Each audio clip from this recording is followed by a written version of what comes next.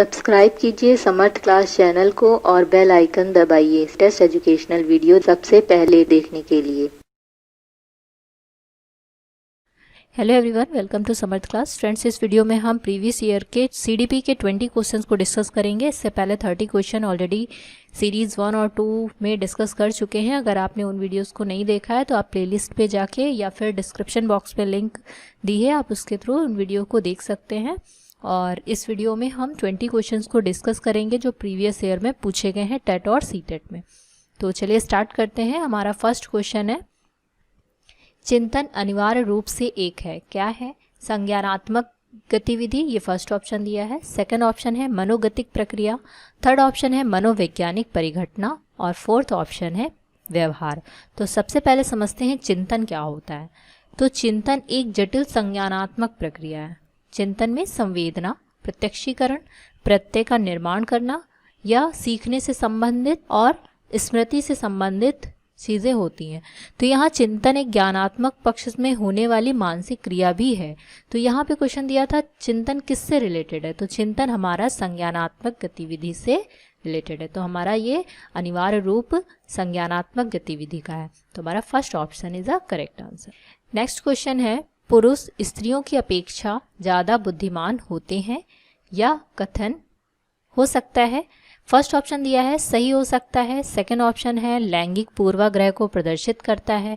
Third option है बुद्धि के भिन्न पक्षों के लिए सही है और फोर्थ ऑप्शन है सही है। तो यहाँ पे पुरुष और स्त्रियों के बीच बुद्धिमान कौन होगा ये कहना मुश्किल है। ये लैंगिक पूर्वाग्रह को प्रदर्शित करता है। सेकंड ऑप्शन हमारा करेक्ट आंसर है। नेक्स्ट क्वेश्चन है, अधिगम के प्रक्रम में अभिप्रेरणा जिसको कहते हैं वो किससे संबंधित हो सकती है? फर्स्ट ऑप्शन है सीखने वालों की स्मृति को तेज बनाता है। सेकंड ऑप्शन है पुराने अधिगम से नए अधिगम को विभेदित करता है। थर्ड ऑप्शन है एक दिशा में सोचने में सीखने वालों को प्रस्तुत करता है और फोर्थ ऑप्शन है नए सीखने वालों में अधिगम के लिए रुचि का सृजन करता है। तो यहाँ पे अभिप्रेरणा क्या है? अभिप्रेरणा क्या होती है? मोटिवेशन, ठीक है। तो इसके माध्यम से बालक को निश्चित दिशा में ले जा सकते हैं, एक सक्रिय और नियंत्रित वातावरण दे सकते हैं। तो जो मोटिवेशन भी होता है तो वो दो टाइप्स का होता है, एक आंतरिक और एक बाह्य। तो आंतरिक वाले में क्या होता है, इंटरनल वाले में, कि बच्चे के अंदर खुद से करने की इच्छा होती है किसी चीज़ को सीखने के लिए।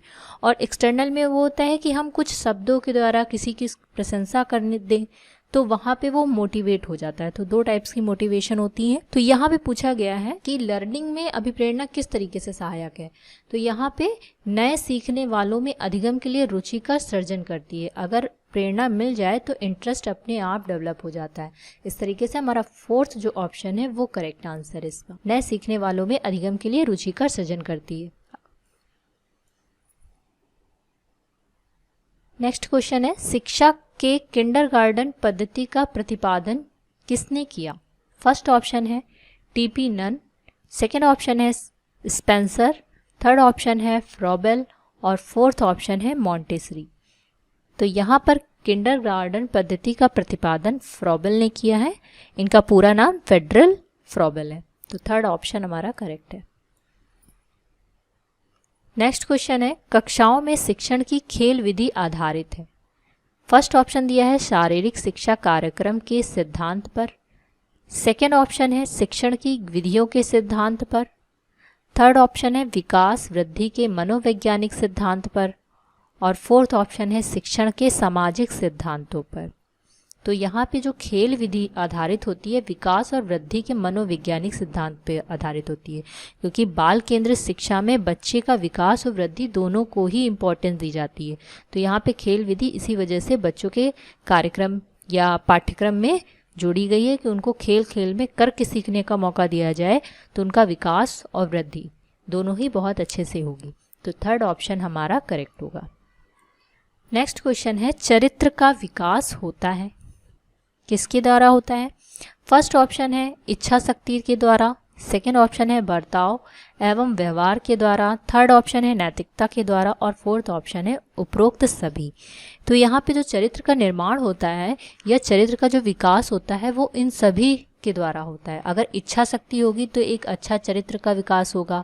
अगर व्यवहारों को भी नियंत्रित करके कार्य किया जाए तो भी एक अच्छे चरित्र का विकास होगा। अगर हम गलत व्यवहार करेंगे तो वैसा ही व्यवहार हो जाएगा, चरित्र हो जाएगा। नैतिकता भी जरूरी है कि अपनी इच्छाओं को थोड़ा सा कंट्रोल करके अच्छे कामों की ओर बढ़ना ही चरित्र का विकास है। तो इस तरीके से चारों ऑप्शन आपके करेक्ट हैं, तो फोर्थ ऑप्शन आपका करेक्ट होगा, उपरोक्त सभी।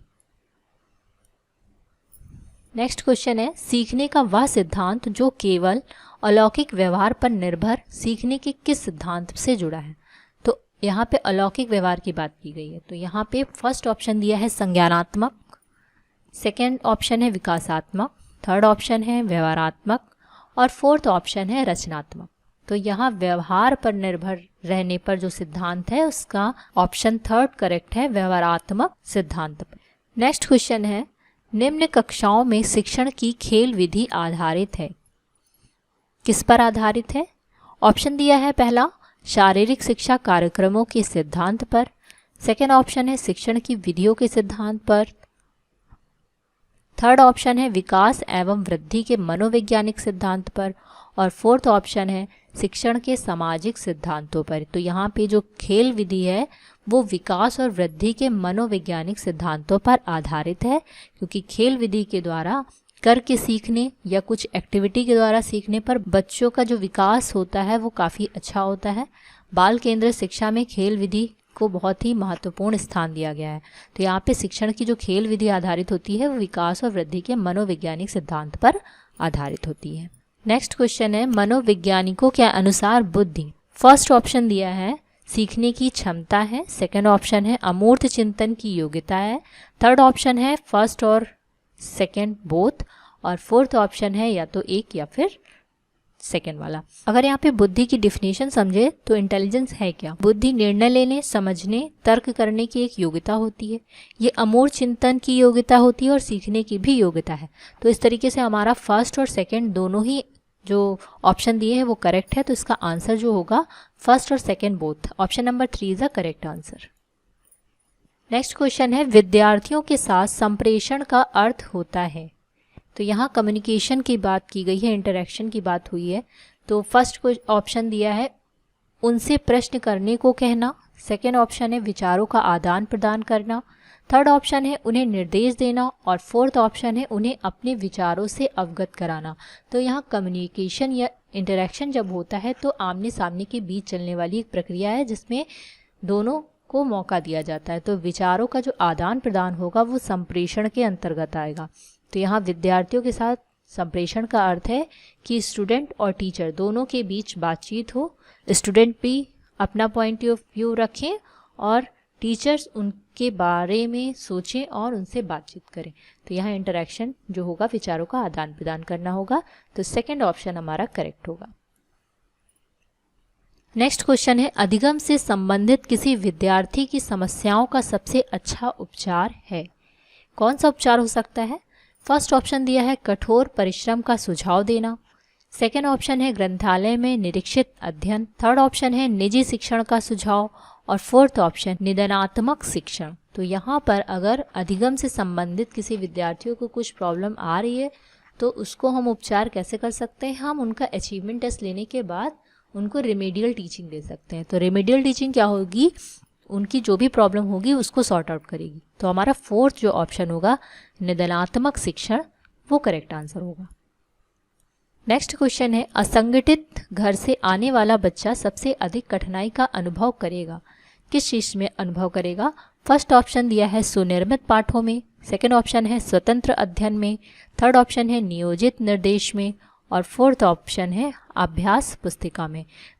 तो यहाँ पर आपका सेकेंड ऑप्शन जो है वो करेक्ट होगा, स्वतंत्र अध्ययन में। जो असंगठित घर से बच्चे आते हैं उनको अगर पढ़ने में अगर बोला जाए तो वो फ्री माइंड से या सेल्फ स्टडी करने में उनको थोड़ा सा प्रॉब्लम होगी, तो वो स्वतंत्र अध्ययन नहीं कर पाते। तो यहाँ पे सेकेंड ऑप्शन जो होगा वो करेक्ट होगा, स्वतंत्र अध्ययन करने में कठिनाई होती है। नेक्स्ट क्वेश्चन है, बचपन को सांप्रतिक दृष्टिकोण की मान्यता है। फर्स्ट ऑप्शन दिया है बहुत तरीके से बच्चे प्राप्त वयस्कों के बराबर होते हैं, सेकेंड ऑप्शन है बच्चों को युवा प्राप्त वयस्कों के रूप में सबसे अच्छा माना जाता है, थर्ड ऑप्शन है बचपन आधारित रूप से प्रतीक्षा अवधि है, और फोर्थ ऑप्शन है बचपन वृद्धि एवं परिवर्तन की एक अनोखी अवधि है। तो यहाँ पे जो कॉन्सेप्ट जो बचपन का है वो है वृद्धि और परिवर्तन की एक अनोखी अवधि। तो यहाँ पे हमारा फोर्थ ऑप्शन करेक्ट आंसर इसका। नेक्स्ट क्वेश्चन है पियाजे की कौन सी अवस्था का संबंध अमूर्त एवं तार्किक चिंतन से होता है।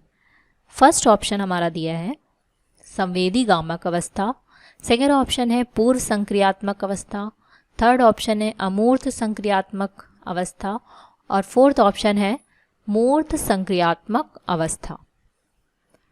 तो पियाजे ने संज्ञानात्मक विकास पे एक थ्योरी दी है और उसको 4 पार्ट में डिवाइड किया है कि संज्ञानात्मक विकास की 4 अवस्थाएं होती हैं। पहला उन्होंने बोला है संवेदी गामक अवस्था, दूसरी अवस्था बताई है पूर्व संक्रियात्मक अवस्था, तीसरी अवस्था है मूर्त संक्रियात्मक अवस्था, और चौथी है अमूर्त संक्रियात्मक अवस्था। यहाँ पे जो 4 अवस्थाएं बताई हैं उसका क्रम ये है, पहला आपका संवेदी गामक, दूसरा है पूर्व संक्रियात्मक, तीसरा है हमारा मूर्त संक्रियात्मक, और चौथा है अमूर्त संक्रियात्मक अवस्था। तो यहाँ पर अमूर्त और तार्किक चिंतन से संबंधित है आपका ऑप्शन नंबर थर्ड अमूर्त संक्रियात्मक अवस्था। तो यहाँ पर आपका थर्ड आंसर जो है वो करेक्ट है। नेक्स्ट क्वेश्चन है बच्चों के बौद्धिक विकास के 4 स्पष्ट स्तरों को पहचाना गया था, किसके द्वारा पहचाना गया था। ऑप्शन दिया है आपका कोलबर्ग द्वारा, सेकेंड ऑप्शन है एरिक्सन द्वारा, थर्ड ऑप्शन है BF स्किनर द्वारा, और फोर्थ ऑप्शन है पियाजे द्वारा। तो अभी इससे पहले के क्वेश्चन में आपने देखा पियाजे ने संज्ञानात्मक विकास की थ्योरी दी है, और इस संज्ञानात्मक विकास की थ्योरी में उन्होंने 4 विकास की अवस्थाएं बताई हैं, संवेदी गामक अवस्था, पूर्व संक्रियात्मक अवस्था, मूर्त संक्रियात्मक अवस्था और अमूर्त संक्रियात्मक अवस्था। तो ये 4 स्तर थे इनके, और इसके अकॉर्डिंग इस क्वेश्चन का आंसर आपका पियाजे द्वारा है। तो यहाँ पे फोर्थ ऑप्शन करेक्ट आंसर है। नेक्स्ट क्वेश्चन है 16 PF का प्रयोग किसके मापन हेतु किया जाता है। फर्स्ट ऑप्शन है सृजनात्मकता, सेकेंड ऑप्शन है अभिरुचि, थर्ड ऑप्शन है व्यक्तित्व, और फोर्थ ऑप्शन है दबाव। तो यहाँ पे 16 PF जो कैटल ने दिया है और व्यक्तित्व परीक्षण के लिए इसका यूज किया जाता है। कैटल ने व्यक्तित्व परीक्षण के लिए 16 PF की एक सीरीज बनाई थी, और इस परीक्षण में व्यक्तित्व के 16 सील गुणों की पहचान की जाती है व्यक्तित्व परीक्षण के लिए। तो यहाँ पे 16 PF का प्रयोग किसके द्वारा और बनाया गया, साथ ही किस मापन के हेतु बनाया गया, उसका आंसर है कैटल, और इसका थर्ड ऑप्शन है व्यक्तित्व परीक्षण के लिए इसका निर्माण किया गया। तो आपका third option is correct answer. Next question है थॉर्नडाइक के व्यक्तित्व के वर्गीकरण का आधार है। फर्स्ट ऑप्शन है शारीरिक गठन और शकल सूरत, सेकेंड ऑप्शन है रचनात्मकता और मौलिकता, थर्ड ऑप्शन है समायोजन और बुद्धि, और फोर्थ ऑप्शन है चिंतन और कल्पना। तो यहाँ पे थॉर्नडाइक के व्यक्तित्व के वर्गीकरण का जो आधार है वो है चिंतन और कल्पना। इसका फोर्थ ऑप्शन करेक्ट है, चिंतन और कल्पना। नेक्स्ट क्वेश्चन है बालक ऐसी पुस्तक है जिसका शिक्षक को आधोपंत अध्ययन करना चाहिए, उपयुक्त कथन किसके द्वारा दिया गया है। फर्स्ट ऑप्शन है प्लेटो, सेकेंड ऑप्शन है अरस्तु, थर्ड ऑप्शन है रूसो, और फोर्थ ऑप्शन है रॉस। तो यहाँ पर बालक एक ऐसी पुस्तक है जिसको शिक्षक को अध्ययन करना चाहिए, इसका जो कथन है वो रूसो ने दिया है। इसका जो करेक्ट आंसर है वो है Rousseau, third option is the correct answer. Next question है संवेग की उत्पत्ति किससे होती है। फर्स्ट ऑप्शन है आदतों, सेकेंड ऑप्शन है मूल प्रवृत्तियां, थर्ड ऑप्शन है शारीरिक विकास, और फोर्थ ऑप्शन है संप्रत्यय का निर्माण। तो यहाँ पे संवेग की बात की गई है। संवेग हमारा क्या होता है, संवेग को इंग्लिश में इमोशन कहते हैं, और ये जो इमोशन वर्ड है वो इमोवेयर से लिया गया है, जिसका अर्थ होता है हलचल मचाना या फिर उथल पुथल करना। संवेग की अगर डिफिनेशन को समझें तो संवेग एक ऐसी घटना है जिसके द्वारा मनुष्य अशांत या फिर उत्तेजित अवस्था में आ जाता है। ठीक है, तो यहाँ पे मैकडोगल ने 14 संवेगों के बारे में भी बताया है और साथ ही उनकी मूल प्रवृत्तियाँ भी बताई हैं। तो ये इंपॉर्टेंट क्वेश्चन है। यहाँ पे संवेग की उत्पत्ति मूल प्रवृत्तियों द्वारा होती है, और ये मूल प्रवृत्तियाँ और संवेग का जो थ्योरी है वो मैकडोगल ने दिया है। तो इससे बहुत क्वेश्चन पूछा जाता है, ये इंपॉर्टेंट क्वेश्चन है आपका। इससे 1 या 2 बार क्वेश्चन जो भी आए हैं वो इसी से पूछे गए हैं कि संवेग की उत्पत्ति किससे हुई है, साथ ही जो संवेग की उत्पत्ति है वो मैकडोगल किससे संबंधित है। तो मैकडोगल संवेग से संबंधित है, मूल प्रवृत्तियों से संबंधित है, और उन्होंने टोटल कितने संवेग बताए हैं, उन्होंने 14 संवेगों की बात। नेक्स्ट क्वेश्चन है, विकास शुरू होता है। फर्स्ट ऑप्शन दिया है उत्तर बाल्यावस्था से, सेकंड ऑप्शन है शैशवावस्था से, थर्ड ऑप्शन है प्रसव पूर्व अवस्था से, और फोर्थ ऑप्शन है पूर्व बाल्यावस्था से। तो विकास की जो शुरुआत होती है वो प्रसव पूर्व अवस्था से होती है। तो यहाँ पे हमारा थर्ड ऑप्शन करेक्ट है, प्रसव पूर्व अवस्था। तो यहाँ पे 20 क्वेश्चंस कंप्लीट होते हैं। ये सभी क्वेश्चन टेट और सीटेट में प्रीवियस ईयर में पूछे जा चुके हैं, और नेक्स्ट वीडियो में हम इसी से रिलेटेड कुछ और क्वेश्चंस डिस्कस करेंगे जो प्रीवियस ईयर में पूछे गए होंगे CDP से ही। तो आई होप आपको ये सारे क्वेश्चन लर्न भी हो गए होंगे, और अगर आपको वीडियो अच्छी लगी तो इसे लाइक कीजिएगा, शेयर कीजिएगा, चैनल को सब्सक्राइब कीजिएगा। Thank you so much.